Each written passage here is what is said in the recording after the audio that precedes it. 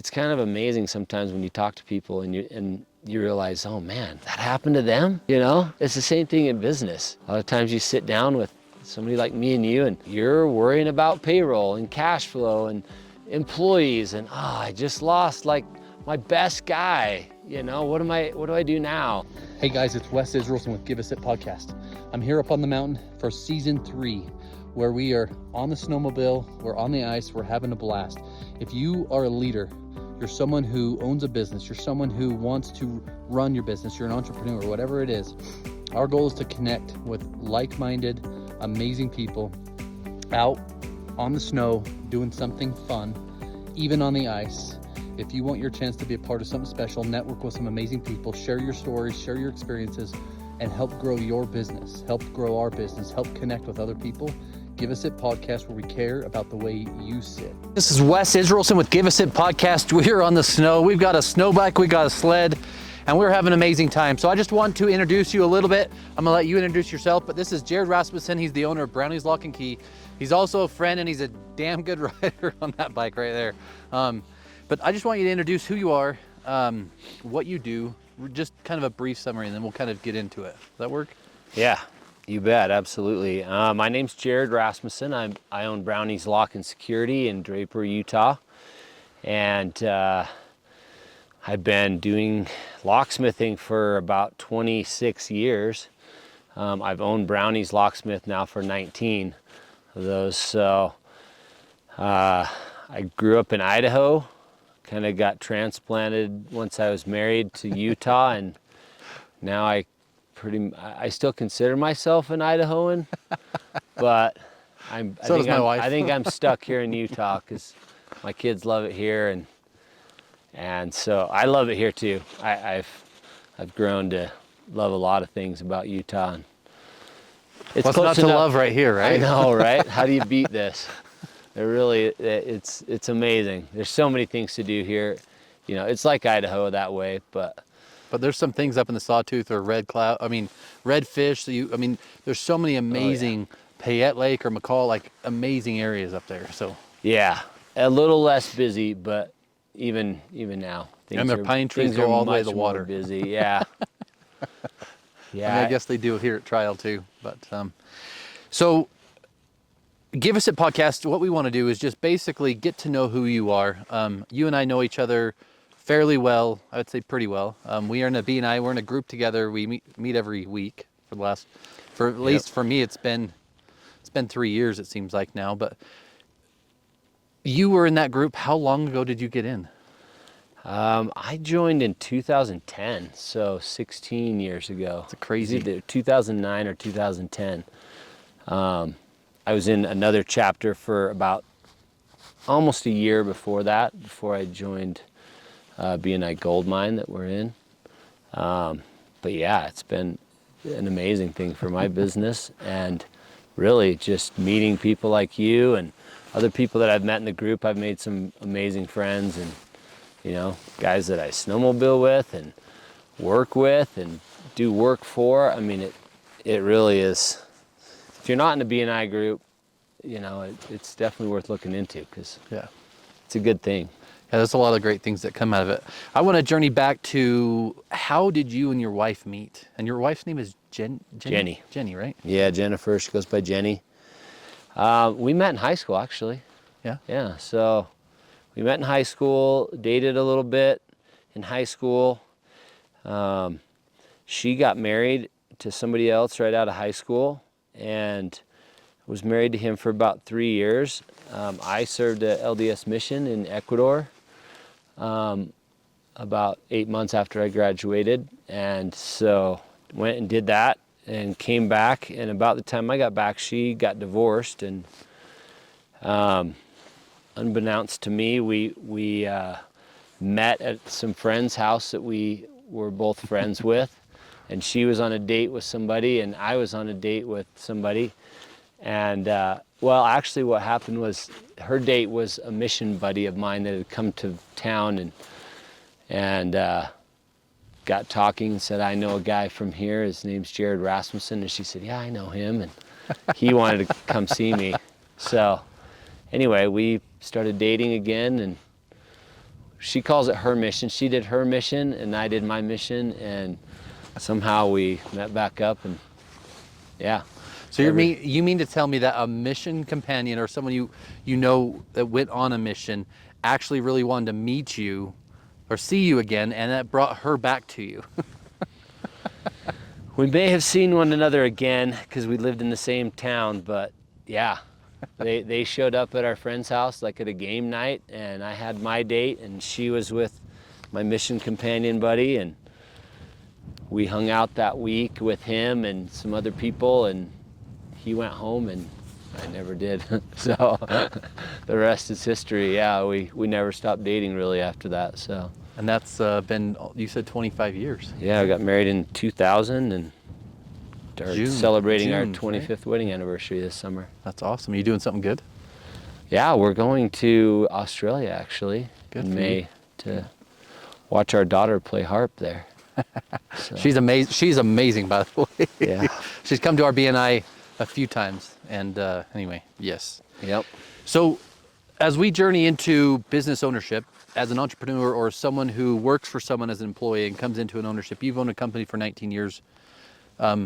What valuable lessons did your mission teach you about owning a business, or about consistency, or about anything that you could tell us? Well, I mean, my mission taught me lots of things. You know, I think one of them that as I've gotten older, I've realized it was, first of all, just the ability to push through monotony. And, you know, you have a lot of days where there's just nothing to do, or you're doing the same things, and kind of keeping those goals in mind, right? As you do those each day, that you're like, man, I really have nothing to look forward to today, you know? But if you kind of examine like what you're going towards, and that, you know, sometimes days are monotonous, sometimes they're amazing, sometimes they really suck, you know? And so I think I learned to just work hard, just no matter what you're doing, just work at it, and eventually things change, you know, they get better, sometimes they get worse, you know? And I really think I learned a lot of sales too, which I didn't realize on my mission. Just talking to people, Yeah. getting, you know, being able to just sit down and have a conversation with someone, as opposed to, you know, really being introverted and not, you know, I really stuck to the people I knew. But yeah, so I learned a lot of things there. That's cool. Yeah. I asked the question, I didn't go on a mission. I was baptized, but didn't practice, and then kind of fell out of everything until I met my wife. But in general, the people I've talked to, especially my business partner that have gone on a mission, the lessons they've learned are invaluable. Like there's something that they've continued to appreciate years and years and years and years later. And I know it's important because your children also have gone on missions, or at least your son's on a mission right now, right? Yeah, I've got a son on a mission. I have his twin sister that plays the harp is called and got a mission call to Paris, Lyon. She leaves in June. And then my oldest went to LA and served a full-time mission there. So that's cool. Yeah, I mean, I honestly can't say that it was because of me. It's because of my wife. She's just an amazing mom and has taught her kids amazing things, and I just get to throw money at it and watch it grow and watch them do all these amazing things. But yeah, I think there's lessons in that, in fact, one of my wife's friends said to her one day, because I think she has 4 girls and a boy, and all 3 of her older girls and her son have served missions, and her youngest daughter is going, and my wife and her were talking, because my wife didn't serve a mission, and she's like, you know, really, I don't know, like my oldest daughter came home weird a little bit, and we've really been trying to figure all this out. It was right after she got home, and she said to her, you know, my older daughters they learned more about themselves and the gospel and the Savior on that year and a half mission than I've learned in, she's 48 something, right? She's like, it's taken me that long to learn some of these lessons that they learned in that year and a half. Yeah. So I think there's so many lessons, right? Not just gospel related but life related. Yeah. Working with people, living with someone that you hate, living with people that you like, and you really find things, all of those things, meeting new people, leading people. I mean, there's just countless things that you learn on a mission that, you'll learn them eventually. Yeah. There's people have different paths. So I don't necessarily think we tell all of our kids don't go in hopes that they will, but they'll go because they want to go, not because we told them to, And I think a lot of people that run a business or own a business or lead, let's say even lead your family, you have a spouse, you have children, maybe you're not married anymore, maybe you're divorced, whatever, but you're leading something. And not always do we make the right decision. Not always do we make the quickest decision. And even then, not always do we get to practice what we preach, right? Sometimes like you said, you get stuck in the mundane things as opposed to working on the business, or you get stuck working instead of being at home. Not that that's impossible to ever change. But how do you, running a business, starting a business, I'm assuming if you're 25 years married and your oldest is 22. So, yeah. So you guys, let's just go back. So you guys lived in Idaho and you moved where? We lived in Idaho, and I worked there as a locksmith while I was going to school, and then graduated. I really should have probably dropped out of I was in a VOTEC program. I should have probably quit and gone and got my business degree. It really probably would have helped me a lot more than what I did. But I finished, right? I was in it. I'm like, I'm finishing this. And then we took a job in Arizona in sales. Moved to Arizona. We lived there for 3 years. Again, I learned a ton of sales stuff there that I probably wouldn't have learned anywhere else. And we had our twins there, which we lived next to a really, really good neonatal hospital, and my twins were born at 3 pounds 1 ounce. So oh, wow. That was kind of a blessing in disguise there that we kind of fell into. But we lived there for 3 years, and I worked for a couple locksmith companies there as well, and then decided to move back to Utah, and have lived here since 2005, 2006. And then I know that you had just had the twins, it sounds like, right? And then there's this point when you're like, where do we move to? Do we want to stay here? Do we want to move somewhere? Where do we want to go back to Idaho? You guys traveled. I think you said your family's from Idaho, so you guys would travel, right? Yeah. We would spend almost all of our vacations going back to Idaho. Away from the hot or away from the warm, back up to the mountain. I mean, we had young kids at the time, and we didn't realize like how much, as we got older, we would do that even more. You want to support family. I have 5 siblings, all with kids. My wife has 3 siblings. So, you as they get kids, I mean, you want to be around them. Like for us, family's always been like the most important. So we just, I don't know if my wife is really the instigator, probably. She sat me down one day and she's like, look, we were trying to buy a locksmith company there. I'd been working for them for about a year. It just wasn't working for many reasons. She said, we just need to move back to Salt Lake. Like, it's close enough to home. Let's move to Salt Lake. Let's just get a job there as a locksmith. We'll start our own, or we'll try and buy one there or something. And we had talked about that. And finally one day she sat me down with a phone book from Salt Lake and said, yes, there used to be phone books, by the way. Yeah. Yeah. Early 2000s, and I don't even know why we had it. We lived in like Maricopa, South Phoenix, She hands me this phone book and she's like, just find a job there. She's like, we had put our house up for sale there to kind of see if we could sell it.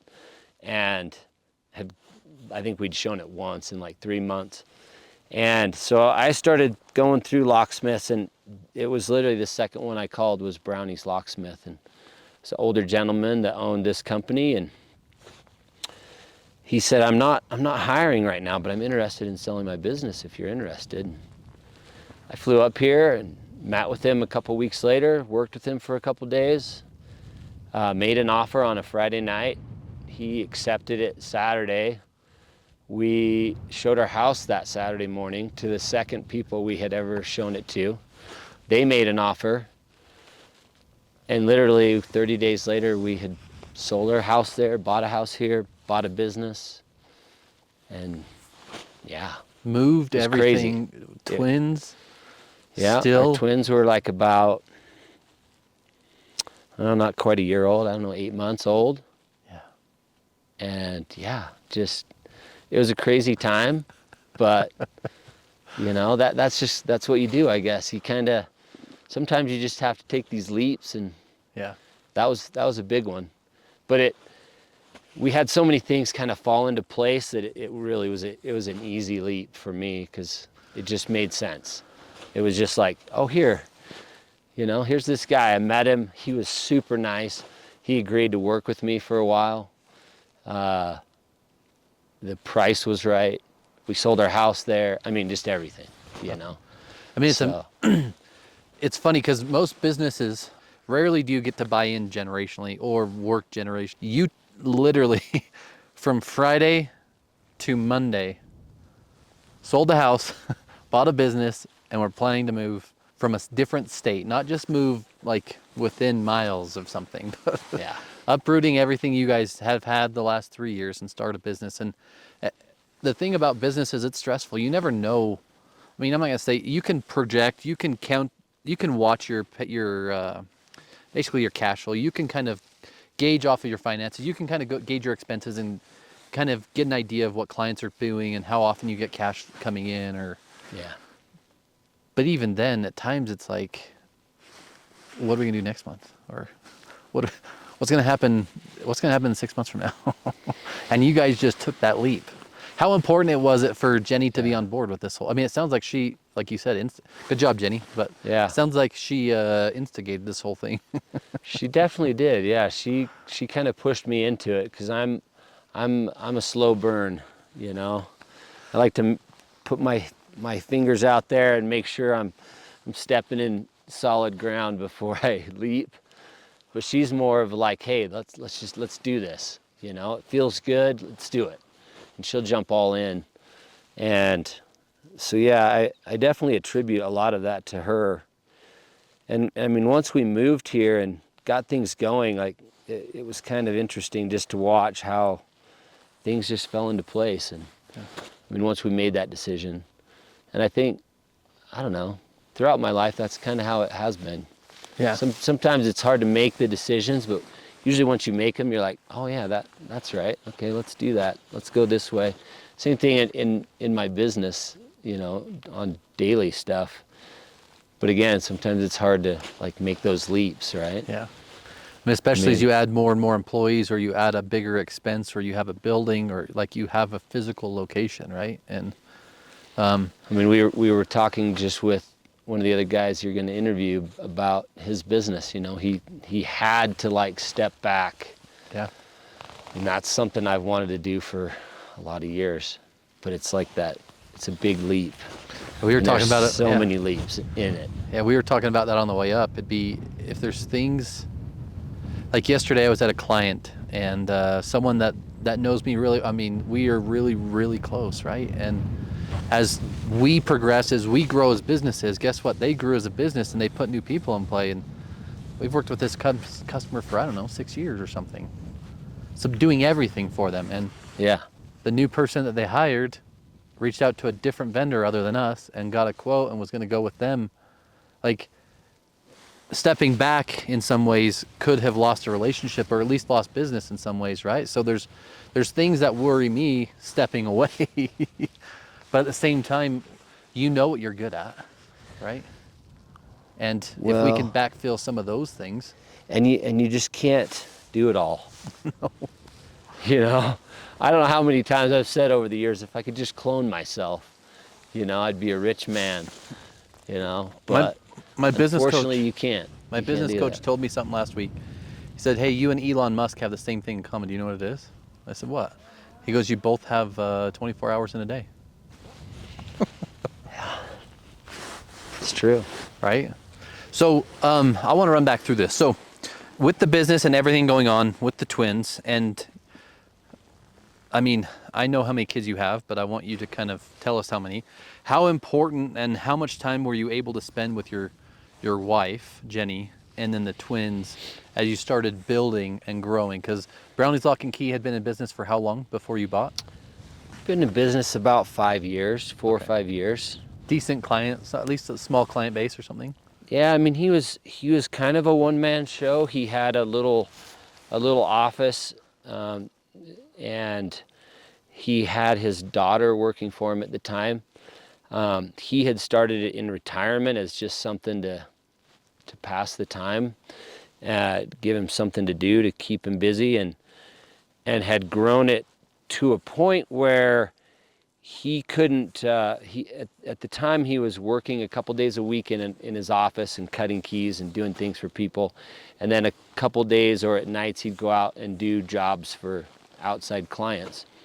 But he was to the point where he had to be out of the shop all the time, and so he had his daughter kind of running the shop, and it was just becoming overwhelming for him to the point where he couldn't spend time with his wife and be at home like he wanted to. So I came in and took it over, and immediately I hired 2 guys. Well, I can't remember, because he worked for me for a little bit and worked with me.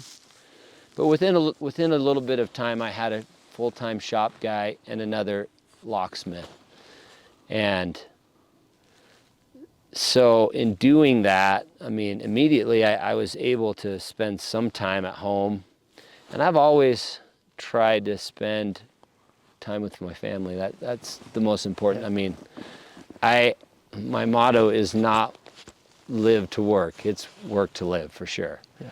I mean, I want to be able to do stuff like this and take my kids to do it, you know, and go skiing and boating and all the things that I want to do with my family, because that's, I mean, when it all comes down to it, it doesn't matter how much money you have if you're not. Yeah. It's who you spend your time with. It's the relationships that you have, you know. Yeah.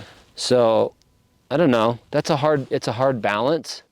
There's many nights where I left a movie or left a soccer game or to go do work and meet with somebody or do an emergency.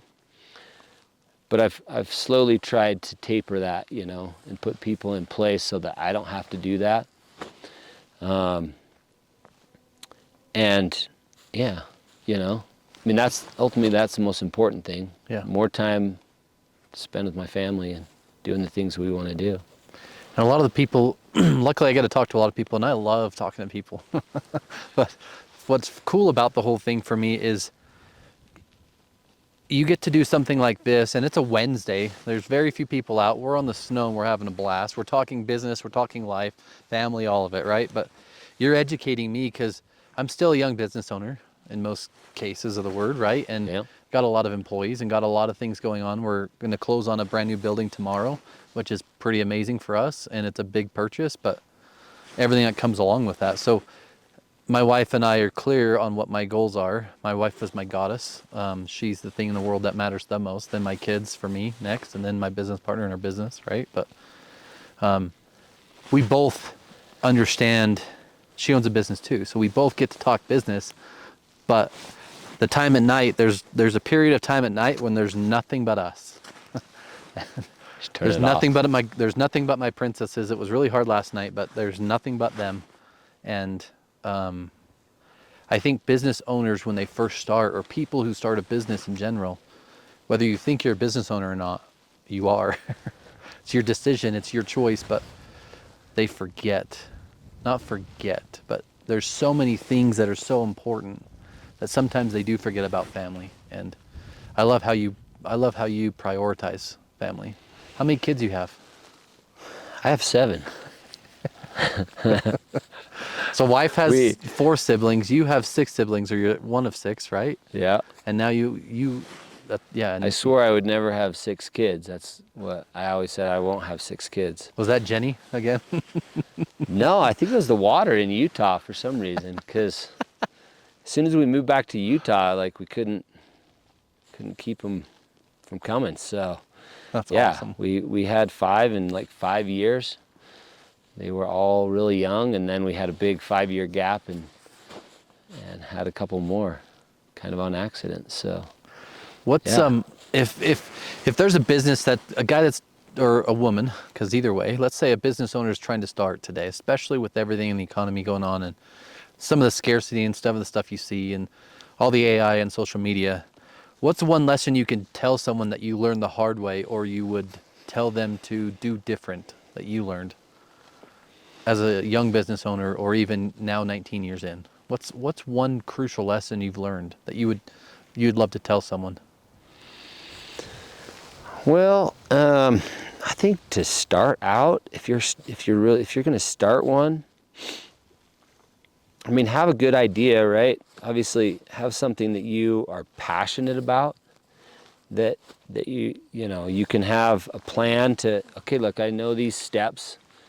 I mean, again, in my conservative nature, right?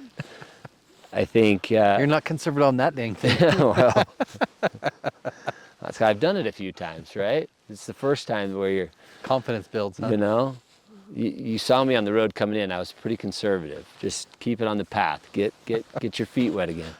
I think No. you're the only one that veered off. That was just to keep the bike cool. Wow. No, I think be passionate about what you're going to do, you know, because I feel like if you're passionate about it, you know, and then just keep your priorities straight on what you want to do, you know. I see a lot of business owners that lose sight in other parts of their life because that business becomes everything, which can be fine. It just depends on what you want, right? Yeah. That was never my goal. Yeah. My goal was to have a business so that I could support my family and, you know, have fun. Yeah. Do the things I want to do. So I would say be passionate about what you're doing and then just go for it, you know. Believe that you can do it. You know, don't doubt yourself, which is really hard.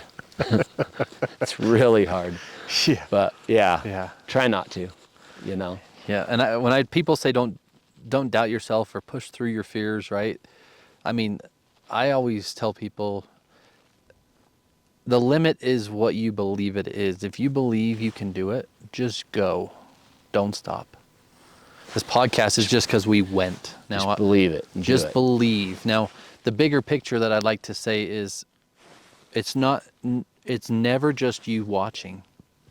So if you decide to go, realize everyone around you's watching, especially your children. Yeah. Right? And if you're going to be an example, set the example. As a leader or a business owner, set the example.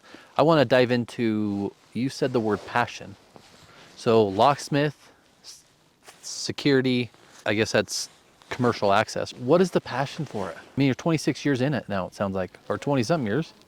Well, the passion is I love doing that type of work. I've always loved like figuring out things, puzzles, like that type of thing, fixing things, right? So we do a lot of that in our type of work. Yeah. So I'm really passionate about that side of it and doing it and being able to do that type of thing for other people, fix, you know, problems or things that, you know, issues that they have, and I get to do what I love doing it is a lot of fun, Yeah. you know? So that's where the passion of it comes from.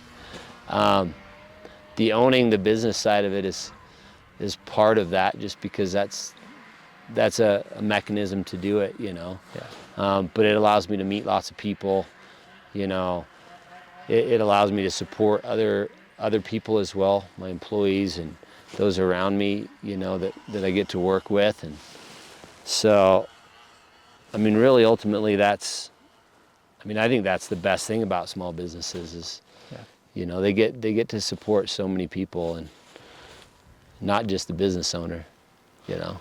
And I found doing these episodes of podcast and talking to businesses, or business owners, I should say.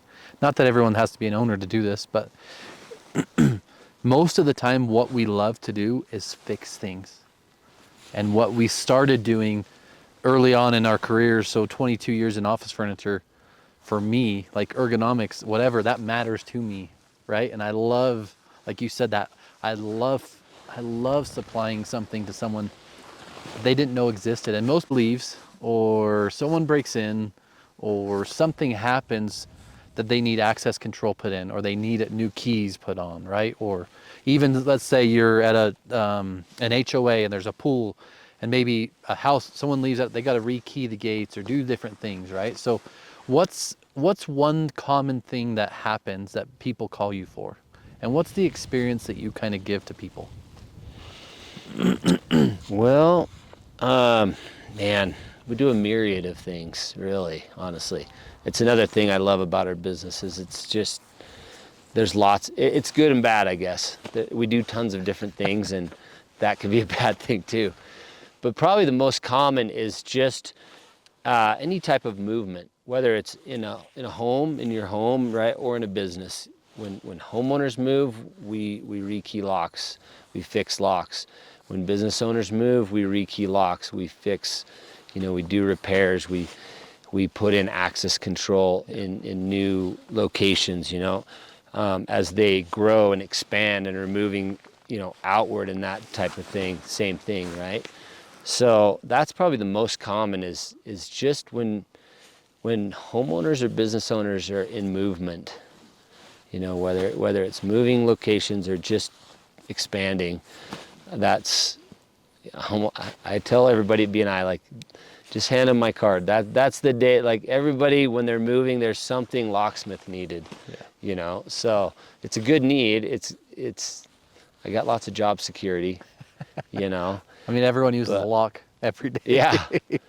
But, it allows me to go in and provide a service that people need. Yeah. And, I get paid to do it. Like, how do you beat that?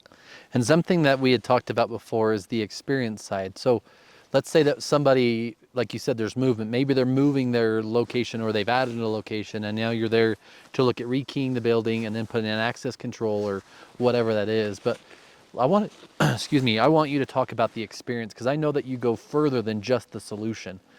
And what I mean by that, is what I would like you to say is, say they're getting 2 quotes or 3 quotes, and you're one of them, and you're willing to just say, well, whoever quoted you this, you don't need that. Like, that's not what you're asking for.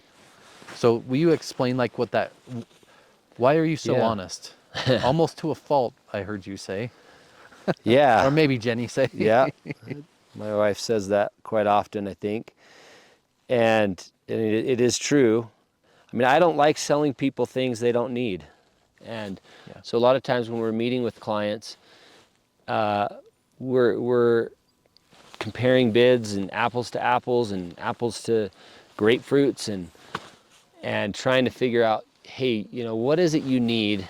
I mean, I try in my sales to talk to people and really understand what they need and what their concerns are in their business, and then provide the service that's going to do that, right?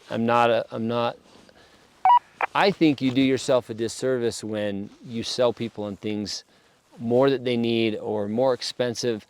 Eventually it comes back to you, right? So if you treat people honestly, you get business, you get that same honesty back, and it builds on itself.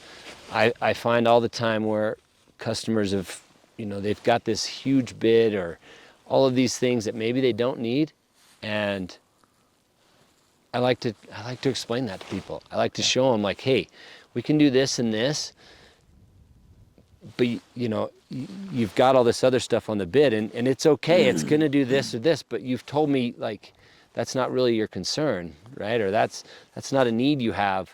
Like, it's just bells and whistles. Do you want to pay for that? Because if you do, that's great. We'll include it in our bid. If not, then I can do a little bit better price and, still meet your needs. And so I think that kind of sets us apart, you know. And then a big thing right now is just showing up, just Answering your doing phones, what I you keep hearing doing what you ways, say you're going to do, you know. Yeah. You give them the bid, and you're like, here it is, and this is what you're going to get, and we're not going to come back to you later and be like, oh, sorry. I mean, we just had one yesterday that I didn't pay close enough attention when I walked it, and there was another door that she missed and I missed, and I should have seen it because it was right next to one, you know. And I told her, yes, you know, when I did the bid, and then we went to start it yesterday, and I saw this door, and I went, man, we forgot a door, like completely forgot it. But I told her, I'm like, we'll just add it in, you know.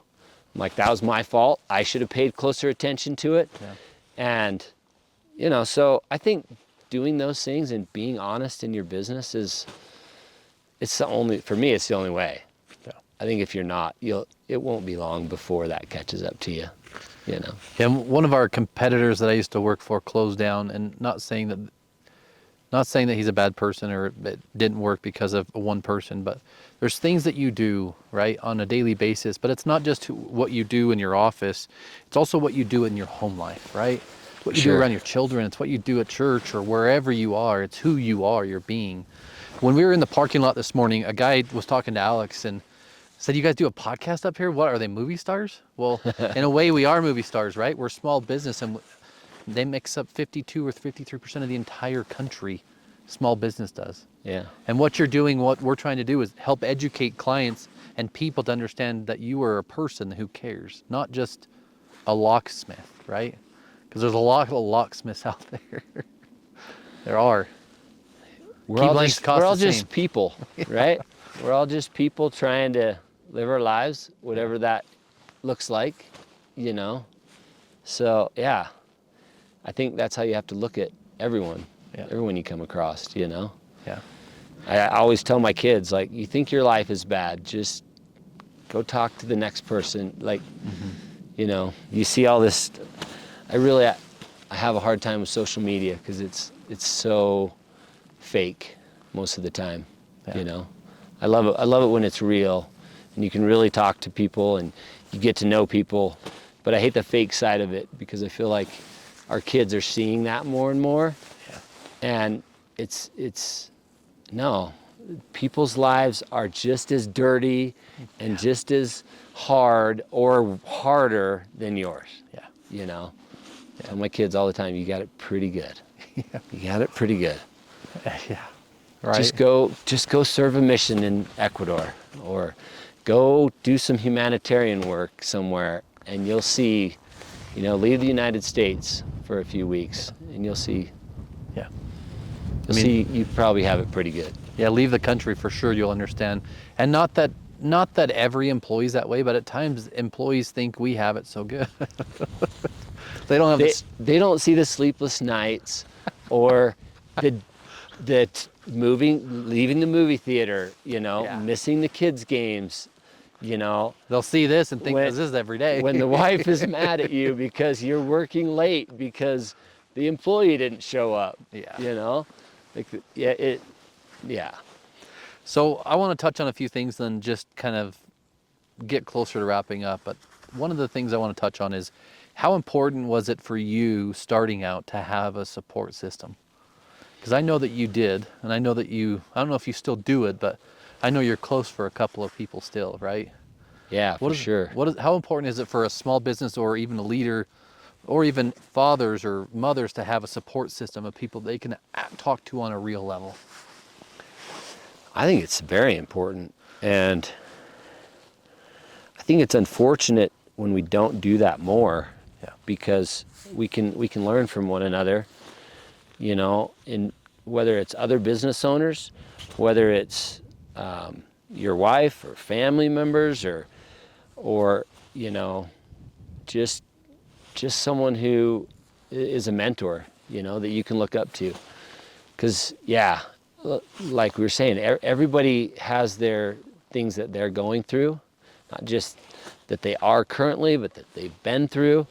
And it's kind of amazing sometimes when you talk to people and you realize, oh man, that happened to them. You know, it's the same thing in business. A lot of times you sit down with somebody like me and you, and you're worrying about payroll and cash flow and employees, and I just lost like my best guy. You know, what do I do now?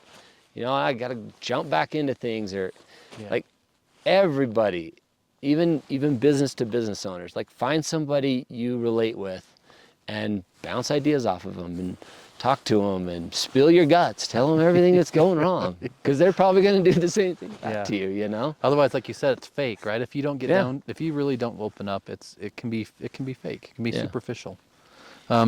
What's a good referral or good type of client for Brownies Lock and Key or you? Well, our best clients are property managers. Okay. When people ask me that, I mean, they're always using locksmiths. They're working with business owners who are moving in and out, buying buildings. So property managers are our best referral type. Some are better than others, you know, it just depends, but I work with lots of property managers, and I like to work with them because they have a lot of say in what's going on with the buildings, and they introduce me then to building owners who buy other buildings. I mean, it's just kind of a rabbit hole for me. Yeah. A good rabbit hole. Yeah.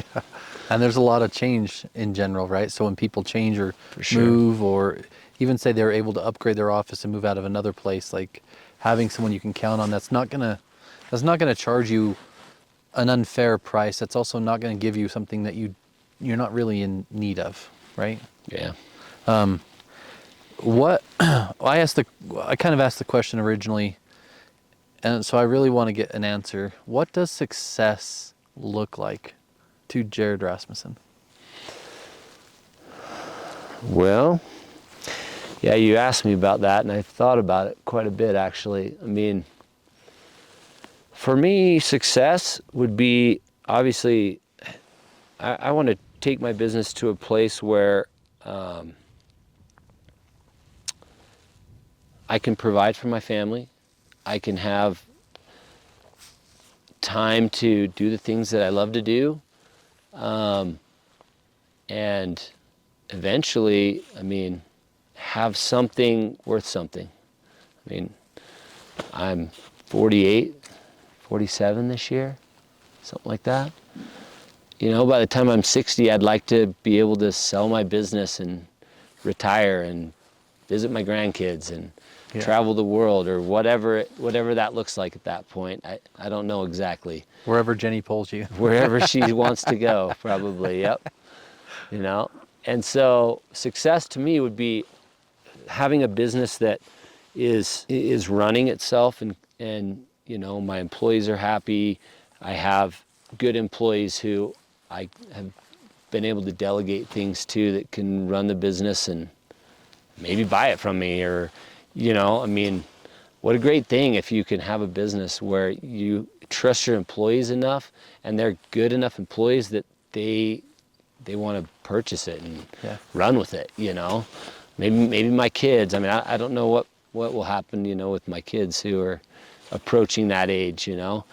But I mean, owning a business is I think it's like the best thing in the world. You get to say, I'm not coming in today, hopefully, right?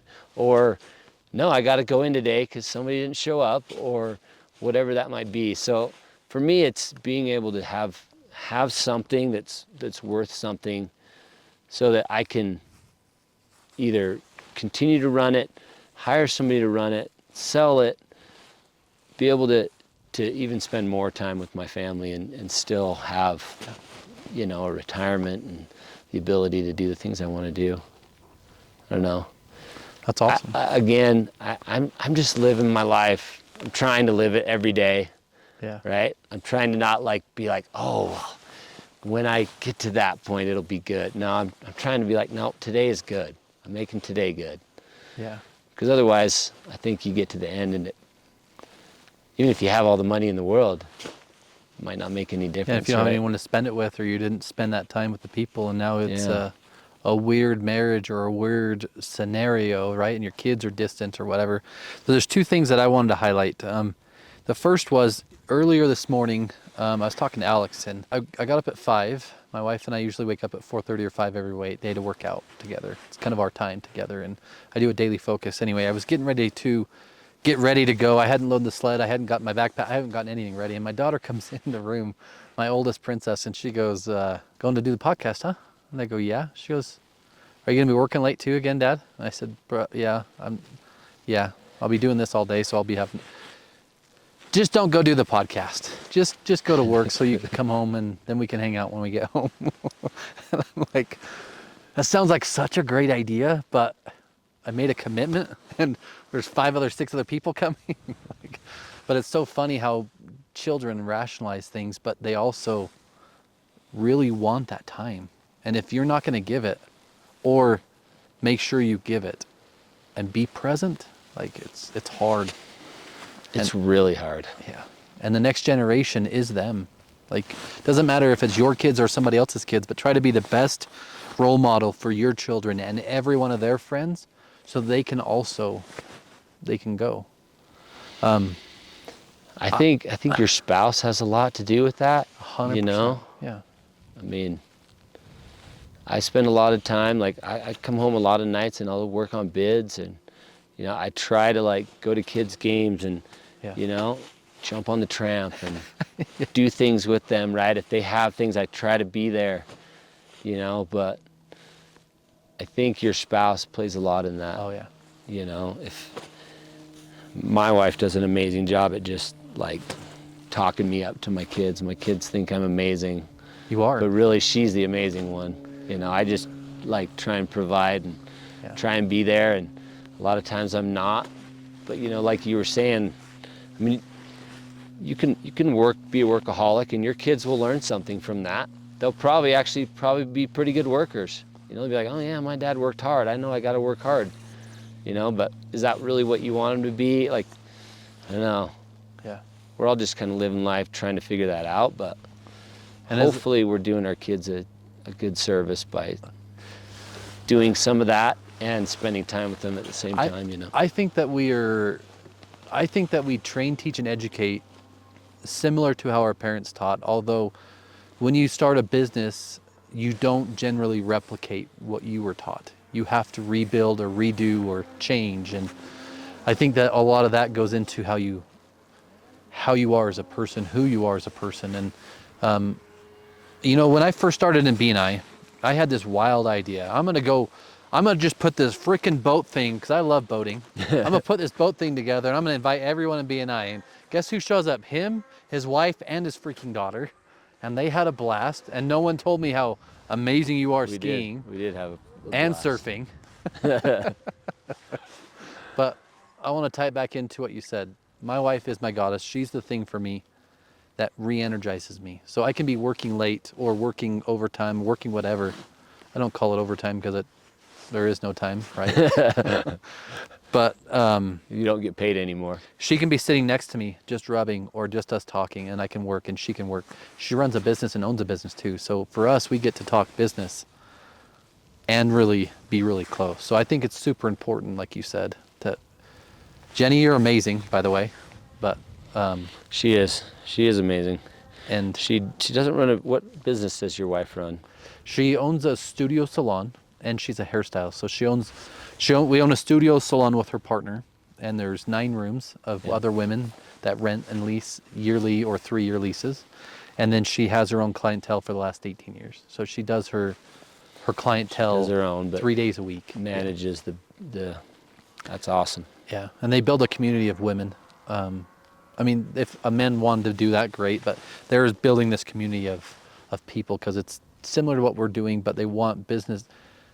You never know what you don't know, right? And this way, I was educated. Hopefully everyone in here was educated, but we're up here having fun. This is not Photoshopped. It's not fake. This is real.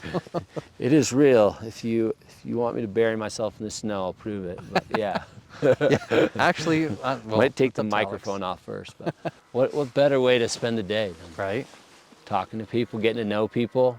I mean, I'm really actually excited to get to know some of these other people that we're with today, because it's all about who you know and the relationships you have with them, because that's how you learn. That's how, I mean, you learn from making mistakes too, but Yeah. sometimes you learn not to make certain mistakes from other people. And even if you don't learn to make it and you make it anyway, now you know you have someone that you can say, hey, remember the thing you told me not to do? I did that. What did you do work either? Yep. I just want to say thanks for Give Us It podcast. Thanks for being up here on the frickin' snow. Thanks for taking a Wednesday away from business and family. And thank you. I really appreciate the invite. It's awesome. Yeah. I wouldn't rather spend it anywhere else. Well, we'll keep doing it. And I'd love to get your wife's perspective. Maybe summertime, Jenny, when we're on the boat, we'll do something like this and get you out there and get your perspective, because he says you're the most amazing person in the world. And she is. She's my rock. I would not be where I am without her. I probably wouldn't be a business owner. I'd be working in electronics field somewhere 8 to 5. It was her and her family that really steered me into the entrepreneurial side. My family didn't come from that avenue. So yeah, I attribute everything I am to her, for sure. That's awesome. So, guys, this is Wes Israelson's Give Us It podcast with Jared Rasmussen on a frickin' snow bike up here on the snow. Hey, please share this. Please share this with anyone that needs any services from him. He's an amazing person. He cares about people, and he's honest. More honest than you would even think. But he's a great guy, and he's a good friend. So thank you. Same to you. It's a pleasure doing this with you. It's so fun. What a great day. Right? Thanks, guys. Have a great day. Thanks, buddy. That was awesome.